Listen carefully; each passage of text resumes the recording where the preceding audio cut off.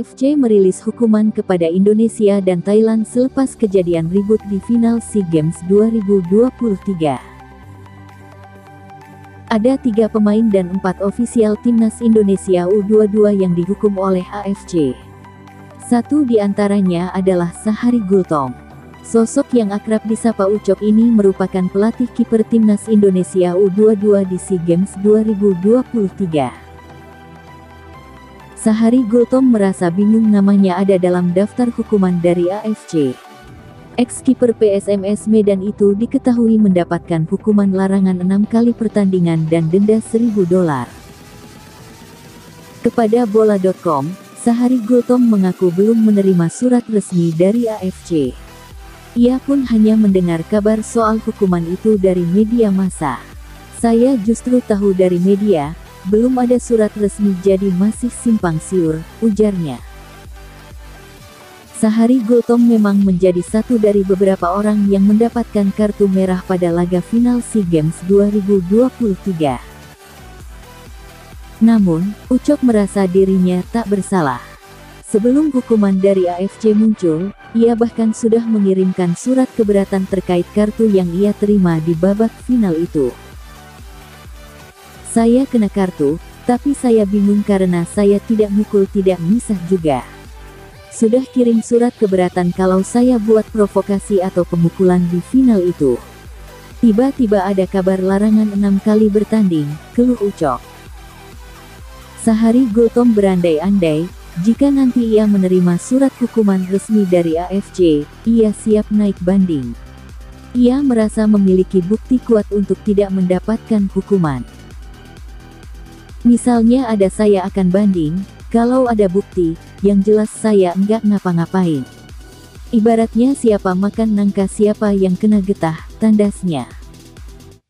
Selain itu, reaksi tak biasa Shin Tae-yong saat mendengar media Vietnam ejek skuad Garuda sebagai yang terlemah di Piala Asia 2023 menarik untuk diulas.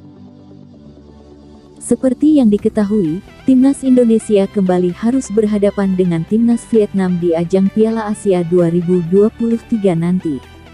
Skuad Garuda dan Vietnam ini tergabung bersama di dalam grup D bersama dengan Jepang dan juga Irak. Bergabungnya Indonesia dan Vietnam dalam satu grup membuat salah satu media Vietnam, The Tao 247 menilai jika target Indonesia untuk lolos babak fase grup terlalu tinggi. Bahkan untuk mencapainya, Indonesia sampai harus menaturalisasi pemain. Selain itu, media tersebut juga menilai jika Indonesia adalah tim terlemah di grup ini dan menilai jika Indonesia nantinya akan menjadi lumbung gol untuk lawannya. Jika menilik catatan di atas kertas, rilis dari The Tao 247 bukanlah tanpa dasar. Secara ranking Indonesia memang masih kalah jauh dari saingannya di grup.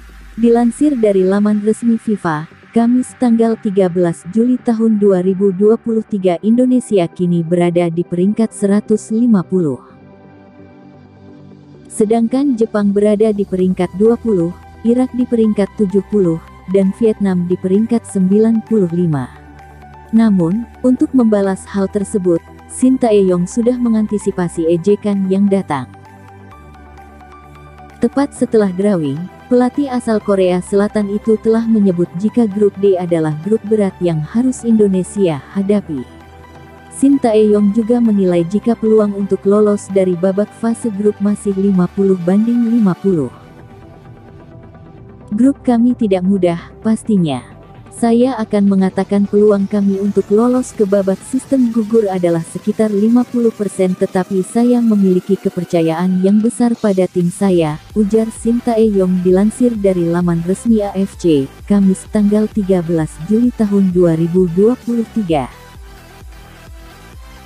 Saya akan mengatakan bahwa menghadapi rival yang akrab seperti Vietnam dan Jepang jelas merupakan poin plus. Jadi selama kami mempersiapkan diri dengan baik, saya yakin kami bisa menampilkan performa yang sangat kuat melawan mereka. Kami adalah tim peringkat terendah di antara semua peserta. Oleh karena itu, setiap pertandingan bagi kami akan menantang tetapi kami akan berjuang sampai akhir. Saya akan terus memotivasi anak buah saya sehingga mereka dapat memberikan yang terbaik di setiap pertandingan dalam kompetisi, tutupnya. Gelaran Piala Asia sendiri akan mulai digelar pada tanggal 12 Januari hingga tanggal 10 Februari tahun 2024 mendatang. Dijadwalkan, Indonesia akan berhadapan dengan Irak di laga perdana pada tanggal 15 Januari, Vietnam pada tanggal 19 Januari dan Jepang pada tanggal 24 Januari tahun 2024. Menarik untuk menantikan penampilan timnas Indonesia bersama Shin Tae-yong untuk membungkam media Vietnam tersebut.